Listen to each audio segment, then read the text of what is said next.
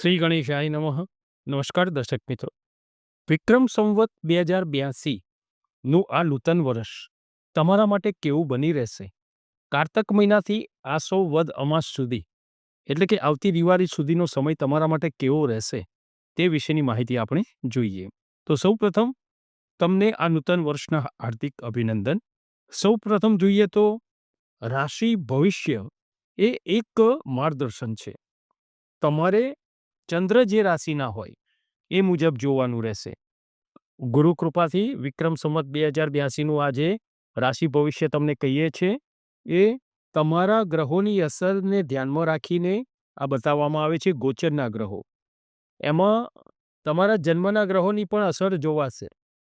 બીજું, તમારી જન્મ લગ્ન કુંડળીમાં જે લગ્ન હશે એ પણ તમારે એનાથી પણ તમે જોઈ શકશો, અથવા તો જન્મચંદ્ર રાશિથી પણ, એટલે કે જે નામથી તમને બોલાવવામાં આવે છે એ રાશિથી પણ તમે આમાં જોઈ શકશો.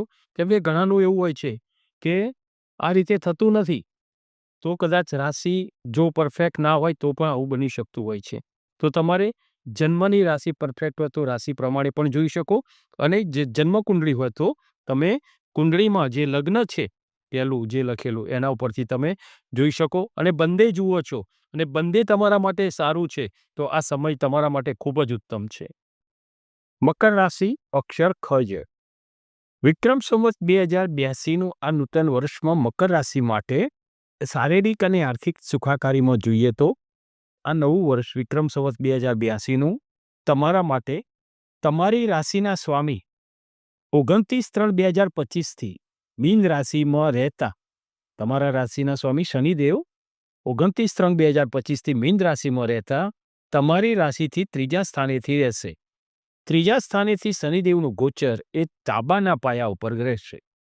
હવે એ તાબાના પાયા ઉપર શનિદેવનું ગોચર એ છે એ શુભ છે. તમને સુખ આપે, સુખ શાંતિ આપે, નાણાકીય રીતે પણ તમને સારો એવો લાભ કરાય, આર્થિક લાભ કરાવે. તમારે આળસ છોડવી જરૂરી રહેશે. અહીં તમને તારીખ 18/5/2025થી રાહુદેવ કુંભ રાશિમાં રહેશે. રાહુદેવ 18/5/2025થી કુંભ રાશિમાં રહેતા તમારી રાશિથી બીજા સ્થાને રહેશે. બીજું સ્થાન જે છે ને એ ધન અને કુટુંબનું સુખ બતાવે છે. અહીંયા તમારું પારિવારિક સુખ સારું રહે, કૌટુંબિક સુખાકારી અહીંયા તમારું સારું જોવાય. રાહુ એ સાસરી પક્ષના સંબંધો પણ સુધારે છે. શુભ સ્થાને જો રાહુદેવ હોય ને તો સાસરી પક્ષના સંબંધો સારા જોવાય છે. અહીં તમને અણધાર્યા લાભ પણ રાહુદેવ આપે છે. આગળ પણ આપણે કહ્યું છે ને કે રાહુદેવ ખરાબ જ કરે છે એવું નથી. અમુક સારા સ્થાને હોય અને કોઈ ખરાબ યુતિ ના થતી હોય સાથે તો સારું ફળ પણ આપે છે. કઈ રાશિમાં છે એ જરૂરી છે. એક પછી એક તમને આર્થિક લાભ મળી રહે, આકસ્મિક ધન લાભ અપાવે. અહીંયા તમારા આરોગ્યની ચિંતા થોડી રખાવે.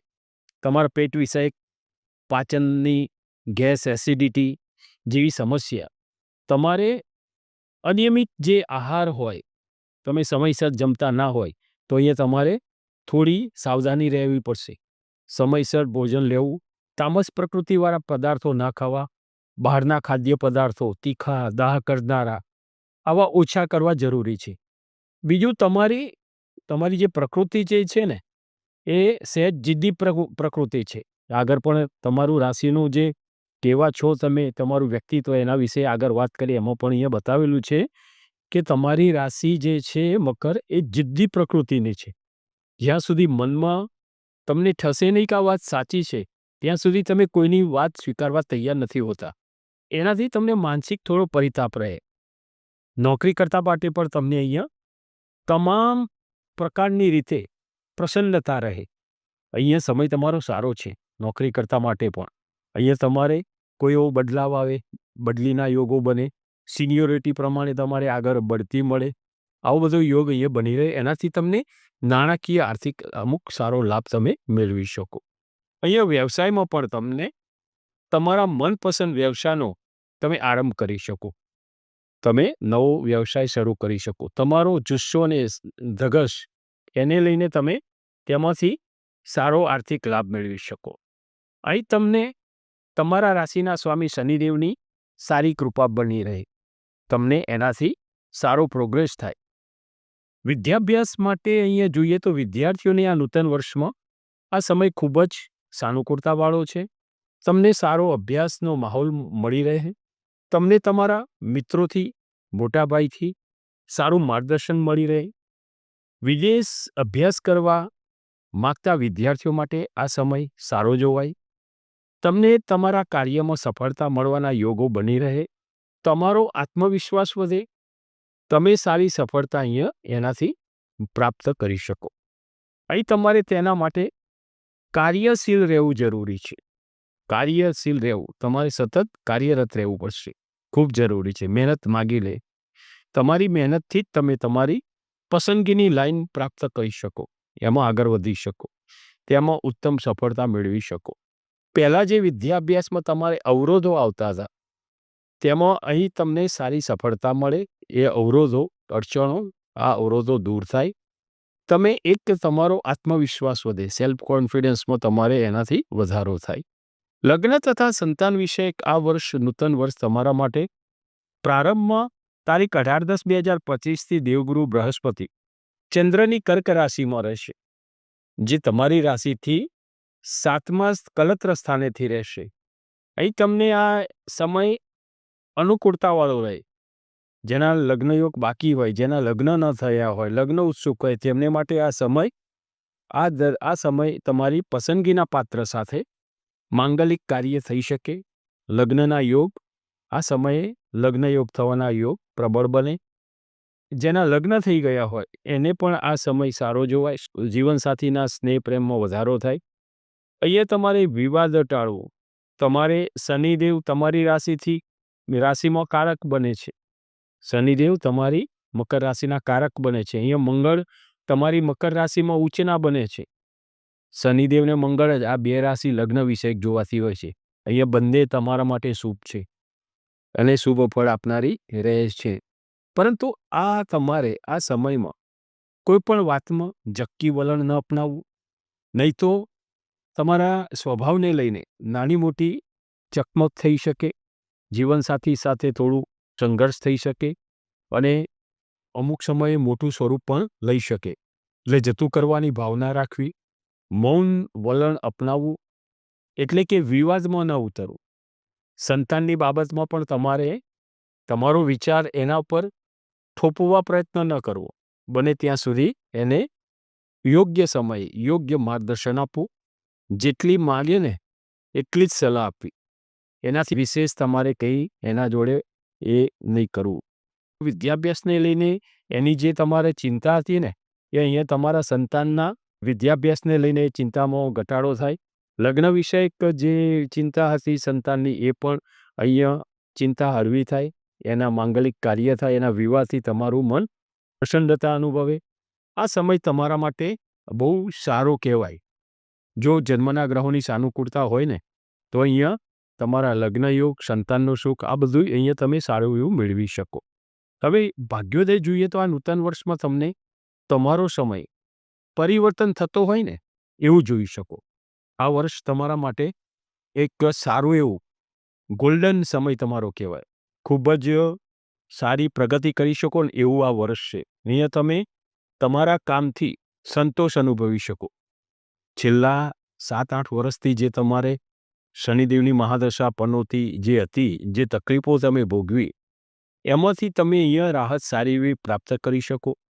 તમારી રાશિના સ્વામી તમને 3જા સ્થાનેથી મીન રાશિમાંથી ગોચર કરતા, 3જા સ્થાને હોય ને શનિદેવ, એટલે તાંબાના પાયા ઉપર કહેવાય. તાંબાના પાયા ઉપર શનિદેવ રહેતા તમને ખૂબ સારું સુખ આપી શકે. દરેક વસ્તુમાં તમને સફળતા અપાવે. બીજું, દેવગુરુ બૃહસ્પતિ પણ ચંદ્રની કર્ક રાશિમાં વર્ષના પ્રારંભમાં 18-10-2025થી આવે છે. તમારી રાશિથી 7મા સ્થાને રહેશે. અહીંયા એમની 5મી દ્રષ્ટિ તમારી રાશિથી 11મા સ્થાનેથી રહેતા, 11મું સ્થાન લાભસ્થાનનું છે. તમારા માટે 11મા સ્થાનથી, લાભસ્થાનથી ગુરુની જે દ્રષ્ટિ, 5મી દ્રષ્ટિ છે, તમને સારા લાભ અપાવે. તમને સારા ચાન્સ મળે, ઓપ્શન મળે. તમને પસંદગી કરવાનો સમય મળે. એમાંથી તમે સારું કાર્ય પસંદગીનું કરી શકો અને એનાથી તમે સારો બદલાવ તમે મેળવી શકો. સારો બદલાવ જોવાય.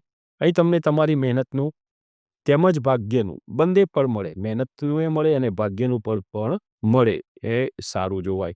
અહીંયા જોઈએ સ્થાવર મિલકત વિશે. આ નૂતન વર્ષમાં તમને સ્થાવર મિલકતમાં ઘણા સમયથી ફસાયેલા નાણાંમાંથી છુટકારો, તમે એમાં સારું એવું જે કંઈ હતું એ મેળવી શકો. અહીંયા મિલકતનું વેચાણ કરતાં તમે સારો આર્થિક લાભ મેળવી શકો. ધાર્યા કરતાં સારી એવી કિંમત તમને મળી શકે. તમે અહીંયા તમારી પસંદગીનું વાહન વસાવી શકો. તમારી રાશિથી બીજા સ્થાનેથી ગોચર કરતા રાહુ જે કુંભ રાશિમાં છે તે તમને આર્થિક રીતે સારો આકસ્મિક લાભ અપાવે. એમાંથી તમે અહીંયા સારું રોકાણ કરી શકો, નવી સંપત્તિ ખરીદી શકો. આ બધા યોગ અહીંયા બની રહે. જે તમારી વડીલોપાર્જિત મિલકત હોય એમાંથી પણ તમને અહીંયા એનો સારો લાભ મળે, એનો ઉકેલ મળી આવે. તમારે અહીંયા સંપત્તિના લેવામાં અને વેચવામાં કોઈ ઉતાવળો નિર્ણય નહીં લેવો, કોઈનું યોગ્ય માર્ગદર્શન લેવું અને કોઈ પણ કાર્ય કોઈનું માર્ગદર્શન હેઠળ કરો છો તો એમાં તમને સારો એવો લાભ મળી રહેશે. હવે જોઈએ યાત્રા, પ્રવાસ, વિદેશ ગમન. આ નૂતન વર્ષમાં તમને વર્ષના પ્રારંભમાં તમે દર વર્ષની જેમ પરિવાર સાથે, મિત્રો સાથે ધાર્મિક યાત્રા કરી શકો. વર્ષના ઉત્તરાર્ધમાં તમે જો તમારી જન્મકુંડળીના યોગ સારા હશે તો અહીંયા આ સમય વિદેશ ગમન માટે સારો જોવાય. તમને પરિવર્તન મળે. બીજું, તમે વ્યવસાયને અનુલક્ષીને પણ એકાદ સારો મોટો પ્રવાસ કરી શકો. તો આ હતું 2082 વિક્રમ સંવત 2082નું નૂતન વર્ષ તમારી શનિની અધિપત્યવાળી મકર રાશિ માટે કેવું રહેશે તે વિશેની માહિતી. નમો નારાયણ.